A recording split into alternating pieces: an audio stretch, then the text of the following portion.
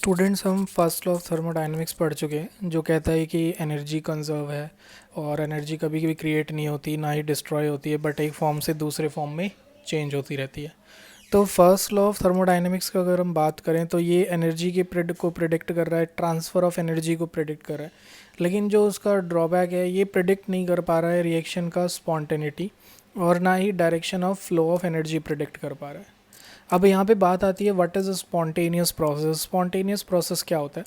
Spontaneous process वो होता है जो अपने आप हो जाए या तो हल्के से इनिशिएशन से हो जाए, वो स्पॉन्टेनियस प्रोसेस होगा। फॉर एग्ज़ाम्पल अगर हम एक एग्ज़ाम्पल लेते हैं बर्निंग ऑफ पेपर। पेपर अपने आप बर्न नहीं होता, लेकिन अगर आप इसके किसी एक कॉर्नर पे आग लगा देते हैं फायर फ्लेम से तो पूरा पेपर अपने आप बर्न हो जाता है। तो एक इनिशिएशन मिला, पूरी रिएक्शन अपने आप हो गई। से अब next is coming water from uphill. Uphill से जो वाटर का फॉल होता है वो स्पॉन्टेनियस है, उसे किसी इनिशिएशन की ज़रूरत नहीं है। पहाड़ से, टैंक से, कहीं से भी पानी अपने आप गिर जाता है।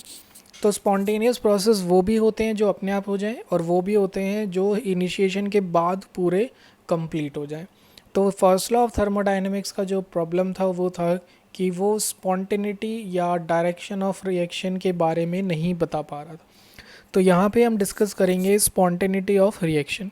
सबसे पहले समझते हैं कि फर्स्ट लॉ ऑफ थर्मोडायनेमिक्स से जो आइडिया इंड्यूस हुआ था ब्रेन में सभी के, वो क्या था? तो फर्स्ट लॉ ऑफ थर्मोडायनेमिक्स से जो आइडिया इंड्यूस हुआ था, first, every system want to attain minimum energy. कोई भी सिस्टम तभी स्टेबल है क्योंकि वो क्या करना चाह रहा था, मिनिमम एनर्जी अटेन करना चाह रहा था। अब मिनिमम एनर्जी कोई सिस्टम कैसे अटेन कर सकता है? मिनिमम एनर्जी कैसे अटेन कर सकता है? जैसे कि वो पोटेंशियल एनर्जी की बात करें तो टैंक से वाटर जब नीचे आएगा तो एनर्जी क्या हो जाएगी, इन दैट केस डिक्रीज़ हो जाएगी। प्लस अगर कंबशन को हम देखें तो कंबशन में भी एनर्जी रिलीज़ होती है, तो एनर्जी अगेन क्या हो गई, डिक्रीज़। तो फर्स्ट लॉ ने बोला कि किसी भी रिएक्शन के होने के लिए जो रिस्पॉन्सिबल है वो एनर्जी है। बट क्योंकि हम फर्स्ट लॉ में पढ़ चुके हैं कि most of the reactions carried out in open vessel, तो वॉल्यूम कांस्टेंट है और रिएक्शन कांस्टेंट प्रेशर पे हो रहा है, तो जनरली हम इस एनर्जी को इंथैल्पी कंसीडर करते हैं। Means generally we will observe enthalpy change और उसके बिहाफ पे हम आंसर्स देंगे। बट जैसे during the course of time जैसे जैसे डेवलपमेंट हुआ, फिर हमने कुछ ऐसी रिएक्शंस ऑब्जर्व की जिस जो एंडोथर्मिक थी। जैसे कि मोस्ट कॉमन था इवेपोरेशन। लिक्विड जो है वो क्या हुआ, वेपर में गया, उसने एनर्जी एब्जॉर्ब की। एनर्जी एब्जॉर्ब की मतलब एनर्जी इंक्रीज हो रही है, लेकिन प्रोसेस क्या है, स्पॉन्टेनियस। या यू कैन से मेल्टिंग ऑफ आइस। आइस का मेल्ट होना भी क्या है, स्पॉन्टेनियस है, ये भी एनर्जी एब्जॉर्ब कर रहा है। तो ये प्रोसेसेस क्यों हो रहे हैं? फिर इसके बाद एक और ऐसा प्रोसेस देखा गया जिसमें डेल्टा एच, या यू कैन से अगर रिएक्शन का होने का एनर्जी की बात करें तो वो वैल्यू ज़ीरो थी, फिर भी रिएक्शन फिजिबल थी। जैसे कि we can discuss it like, हम दो बीकर बना रहे हैं। फर्स्ट को हमने सेपरेट किया हुआ है यूजिंग अ पार्टीशन। सपोज़ हमारे पास दो डिफरेंट गैसेस हैं। एक तरफ हमारे पास हीलियम गैस है, रेड कलर का आप हीलियम गैस कंसीडर कर लीजिए। दूसरी तरफ हम कंसीडर करते हैं वी हैव नाइट्रोजन गैस। जैसे ही हमने इस पार्टीशन को रिमूव किया, तो अगर हम फर्स्ट बीकर केस से सेकंड केस पे मूव हो रहे थे तो अब दोनों गैसेस को सेपरेटली पाना बहुत मुश्किल हो गया था। वाई? बिकॉज अब मॉलिक्यूल्स क्या हो गए थे, एक दूसरे से मिक्स हो गए थे। क्वेश्चन है कि अगर यहाँ पे डेल्टा एच इस रिएक्शन का ज़ीरो है, मतलब दो, क्योंकि गैसेस क्या हैं, नॉन रिएक्टिंग। बिकॉज एक ध्यान दें, हम जो गैसेस ले रहे हैं, एक गैस ले रहे हैं हीलियम, दूसरा ले रहे हैं हाइड्रोजन, ये आपस में रिएक्ट नहीं करती हैं, फिर भी रिएक्शन मिक्स हो, ये भी रिएक्शन फिजिबल हो गई। तो यहाँ पे समझ आया रिएक्शन में एक और फैक्टर है जो रिएक्शन के होने के लिए उसे सपोर्ट करता है। उस फैक्टर को हम बोलते हैं entropy. What is entropy? Entropy का जो सिंबल है वो एस है and it is denoted by S, और it is a measurement of randomness. ये मेज़रमेंट है रैंडमनेस का। या डिसऑर्डर का। तो रैंडमनेस और डिसऑर्डर को अभी आप थोड़ी देर के लिए ऐसे समझ लीजिए, जैसे कि क्लास में बच्चे जब शांत बैठे हैं तो कुछ भी हिलना डुलना नहीं है, जैसे ही टीचर चला गया तो हिलना डुलना बढ़ गया, तो रैंडमनेस इंक्रीज़ हो गया। और रिएक्शन हमेशा उस तरफ जाना चाह रही है जहाँ पे एंट्रोपी इंक्रीज़ होगी। तो यू कैन से, जैसे फर्स्ट लॉ ऑफ थर्मोडायनेमिक्स से हमें समझ आ रहा है कि एक फैक्टर जो फेवर कर रहा है वो है एंथैल्पी चेंज। फिर सेकंड, जैसे जैसे रिएक्शन की स्पॉन्टेनिटी को डिस्कस किया तो हमें एक बात ये भी समझ आई, एंडोथर्मिक रिएक्शंस जो स्पॉन्टेनियस थी उन्हें फेवर जो कर रहा था वो था एंट्रोपी। तो दूसरा फैक्टर जो फेवर कर रहा है एनर्जी की रिएक्शन की स्पॉन्टेनिटी को वो था एंट्रोपी। तो रिएक्शन प्रोसीड्स टूवर्ड्स, रिएक्शन किस तरफ प्रोसीड हो रही है, मैक्सिमम रैंडमनेस की तरफ। तो कोई भी रिएक्शन उस तरफ प्रोसीड हो रही है। तो entropy is a measurement of randomness and any spontaneous reaction, कोई भी रिएक्शन जो स्पॉन्टेनियस है want to attain maximum entropy. तो you can remember this statement कि अगर कोई रिएक्शन हमें स्पॉन्टेनियस नज़र आ रही है तो ये मैक्सिमम एंट्रोपी अटेन करना चाह रहे, it want to attain maximum entropy. अगर आप अभी एंट्रोपी से, अगर आप 11th क्लास में हैं तो एंट्रोपी ब्रेन में इतना अगर ईजिली इंड्यूस नहीं हो रहा है तो आप रैंडमनेस वर्ड भी यूज़ कर सकते हैं। कि अब जैसे हम आंसर देने की कोशिश करते हैं, इवेपोरेशन इसलिए स्पॉन्टेनियस है। वाई इवेपोरेशन इज स्पॉन्टेनियस, क्यों, क्योंकि अभी लिक्विड से ज़्यादा एंट्रोपी गैस की होती है। Then why melting of ice is spontaneous, क्योंकि सॉलिड से ज़्यादा रैंडमनेस लिक्विड के मॉलिक्यूल्स की होती है। मिक्सिंग इज स्पॉन्टेनियस, क्योंकि दो गैसेस के मिक्स होने के बाद नंबर ऑफ मॉलिक्यूल्स का रैंडमनेस बढ़ जाता है। तो हमें अब क्या हुआ, सारे सवालों के जवाब मिलने लग गए। तो यहाँ पे एक डेफिनेशन आया हमारे पास स्पॉन्टेनिटी में, ड्राइविंग फोर्स। नेक्स्ट डेफिनेशन आता है हमारे पास ड्राइविंग फोर्स का, कि व्हाट इज़ ड्राइविंग फोर्स। तो you can say driving force है force which is responsible for occurrence of reaction, वो फोर्स जो किसी रिएक्शन के होने के लिए है। तो what is your driving force, force responsible for spontaneity. एक और वर्ड यूज़ होता है स्पॉन्टेनियस के लिए ही, फिजिबल। तो आप ये वर्ड भी थोड़ा यूज़ करिए ज़्यादा, ताकि धीरे धीरे आपको याद हो जाए। Force responsible for feasibility of reaction. अब हम पढ़ चुके हैं कि टू ड्राइविंग फोर्सेस हैं, we have two driving forces. एक ड्राइविंग फोर्स है हमारे पास इंथैल्पी चेंज डेल्टा एच, दूसरा ड्राइविंग फोर्स है एंट्रोपी चेंज। अगेन हम एंट्रोपी की भी एग्जैक्ट वैल्यू जब तक सेकेंड लॉ आया था नहीं कैलकुलेट कर पाते थे, इसलिए हम कंसर्न थे किसके साथ, एंट्रोपी चेंज के साथ। तो अब मैं आपको सजेस्ट करूँगा एक बार ये पढ़िए। अब यहाँ पे फिर हमें ज़रूरत पड़ी एंट्रोपी चेंज को डिफ़ाइन करने की, कि व्हाट इज़ एंट्रोपी चेंज। तो एंट्रोपी चेंज क्या था, एंट्रोपी आप तभी मेज़र कर सकते हैं जब टेम्परेचर कांस्टेंट हो। नाउ क्वेश्चन है कि वाई हम ऐसा तभी क्यों कर सकते हैं जब टेम्परेचर कांस्टेंट हो, हम ऐसा तब क्यों नहीं कर सकते जब टेम्परेचर वेरी कर रहा हो। Reason, suppose we have a beaker and this beaker is filled with some liquid, say this liquid is of yellow color का एक liquid है। अब वो फर्स्ट बीकर में से हम इस तीनों केसेस में क्या करते हैं, टेम्परेचर चेंज करते हैं। तो अभी यहाँ टेम्परेचर अगर 15 डिग्री सेल्सियस है, इधर टेम्परेचर 30 डिग्री सेल्सियस हो गया, और थर्ड केस में 80 डिग्री सेल्सियस। अभी जैसे जैसे टेम्परेचर चेंज हो रहा है, यहाँ पे रेंडमनेस तो मॉलिक्यूल्स का इंक्रीज़ हो रहा है। सपोज़ ये जो मॉलिक्यूल्स हैं इनके बीच में काइनेटिक एनर्जी बढ़ रहा है, बट साथ के साथ इसका रेंडमनेस भी बढ़ रहा है। अब हमें यहाँ पे ये नहीं पता है कि जब ये टेम्परेचर हम रेज़ कर रहे हैं फर्स्ट से सेकंड, सेकंड से थर्ड में, तो हीट का कितना part, which part of heat is increasing randomness और which part of heat is increasing internal energy.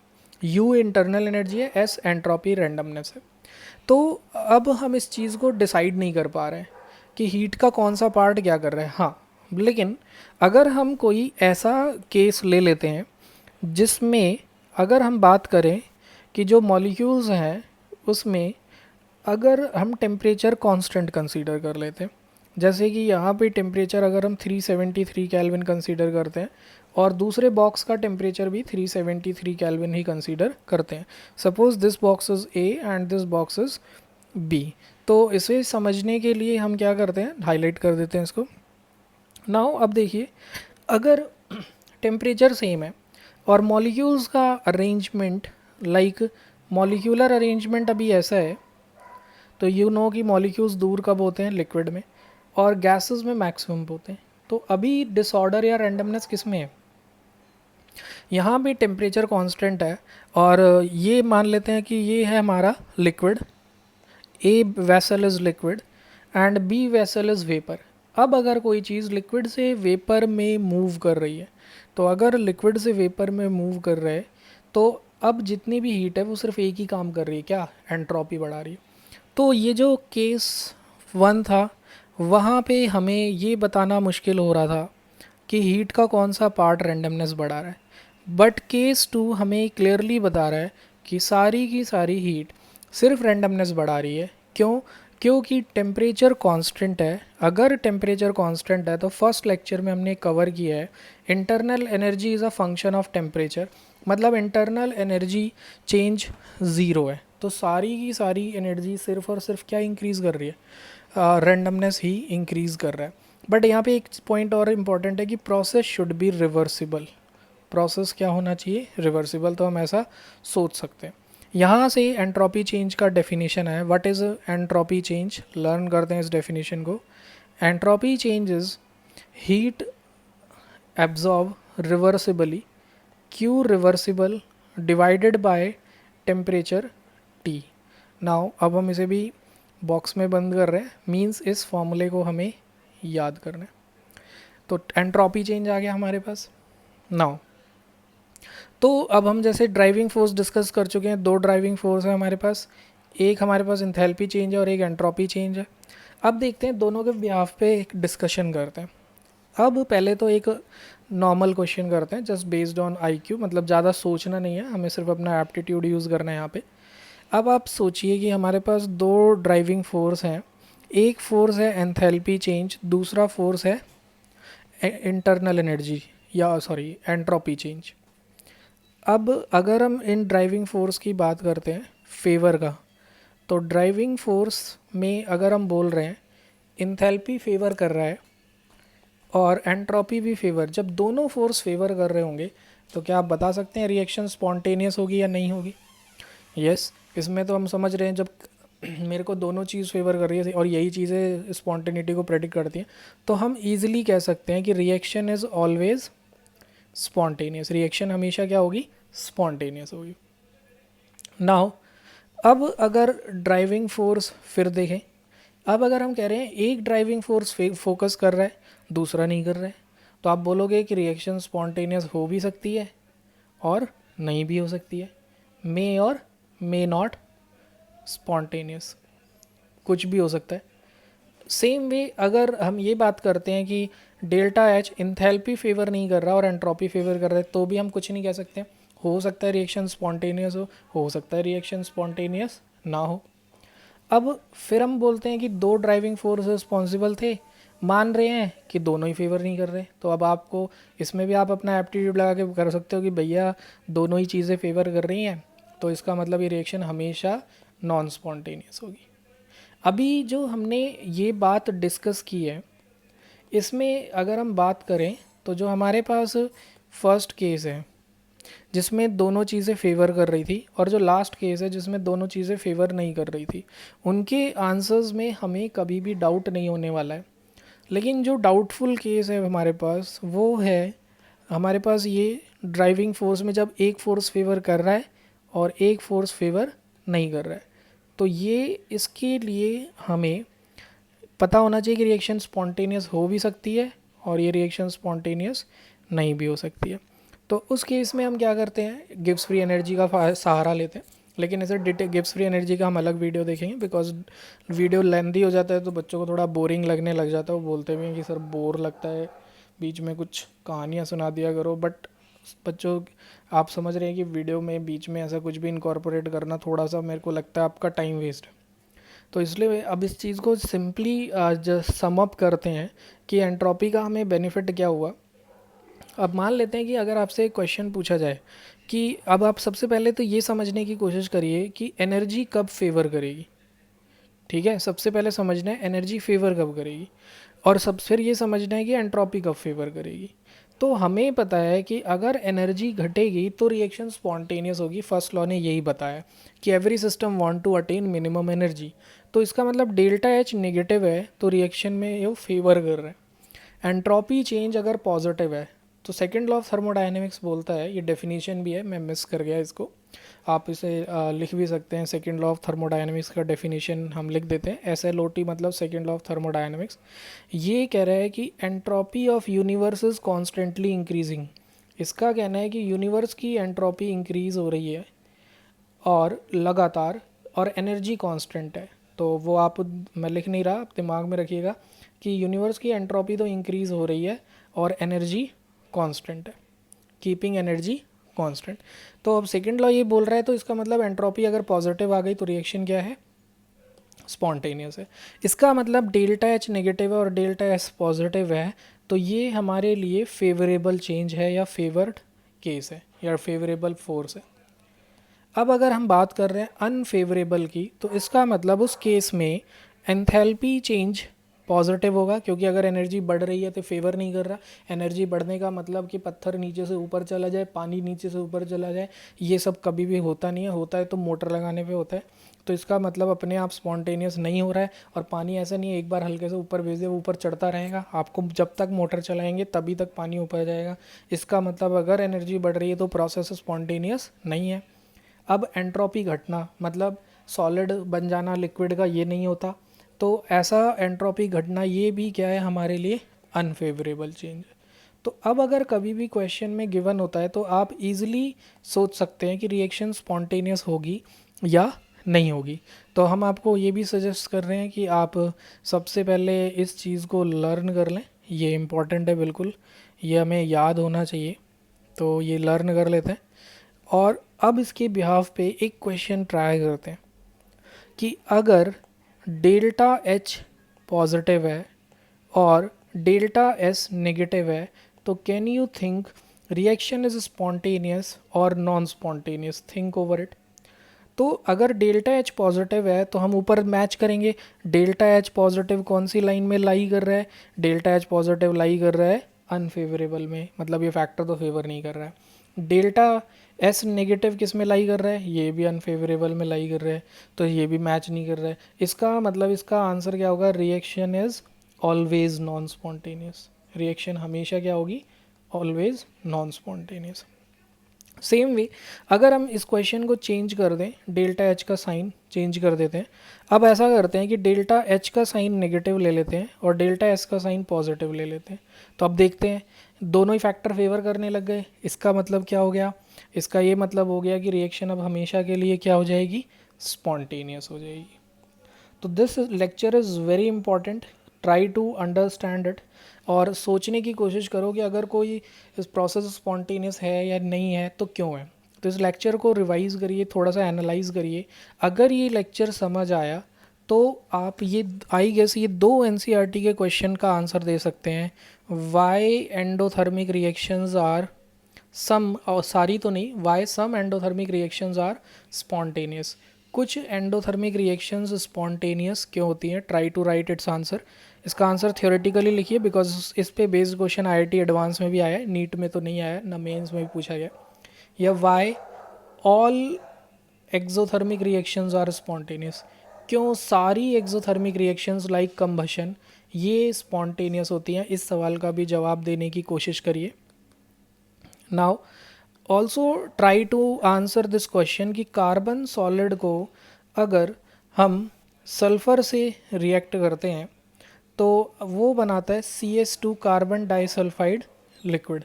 तो यहाँ पे एज्यूम कर लेते हैं कि सल्फ़र भी क्या है, लिक्विड स्टेट में है, सल्फ़र, यस।